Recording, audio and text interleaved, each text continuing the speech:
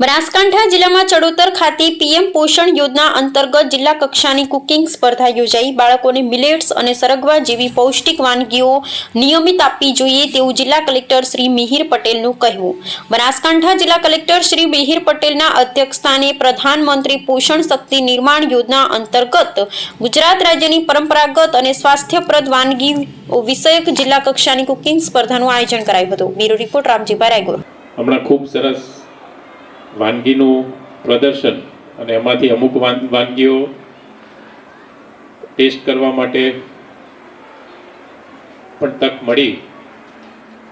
એટલે એમાં મેં એક બે વસ્તુ જોઈ કે અત્યાર સુધી મેં સાંભળ્યું છે કે સરગવો સારો પણ કડવો।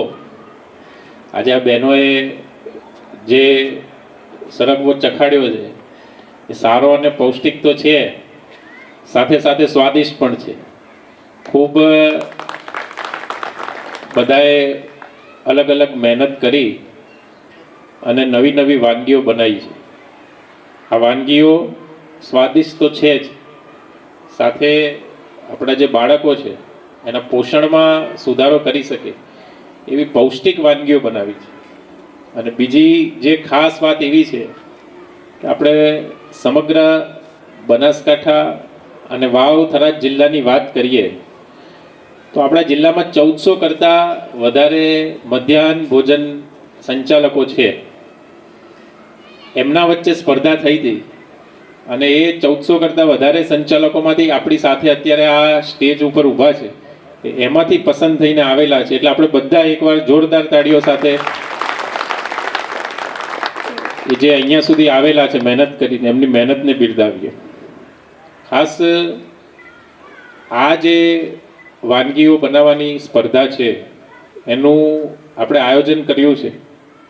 તેમાં તમામ આપણા જે મધ્યાહન ભોજન સંચાલકો છે અને અહીંયા જિલ્લા પુરવઠા અધિકારીને પણ કહું છું કે તમે બધા આટલી મહેનત કરી અને આ જે વાનગીઓ છે એ બનાવીને અહીંયા સુધી લાવ્યા છો, તમારે મને ખાતરી આપવાની છે કે આ બધી વાનગીઓ તમે મોટા પ્રમાણમાં મોટા જથ્થામાં બનાવી અને તમારા જે સ્કૂલના બાળકો છે એ બાળકોને બી તમે ખવડાવજો, જેથી એમના પોષણમાં બી સુધારો થાય। અને તમારે એમને કહેવાનું છે કે આ અમે અહીંયા આગળ બનાવી હતી અને છેક અમે જિલ્લા કક્ષા સુધી જે જિલ્લા કક્ષાની વાનગી સ્પર્ધાનું આયોજન હતું ત્યાં સુધી અમે પહોંચ્યા છે। તો તમારે બધાએ મને ખાતરી આપવાની છે અને જિલ્લા પુરવઠા અધિકારીશ્રીને પણ આ કામ સોંપું છું કે આપણું જે રૂટીન મેન્યુ છે એના કરતાં ક્યારેક જે અલગ આ રીતે પૌષ્ટિક જે આહાર વધુ પોષણવાળો આહાર છે એ પણ આપણા બનાસકાંઠા જિલ્લાના તમામ બાળકોને મળે એવી આપ સૌને વિનંતી કરું છું।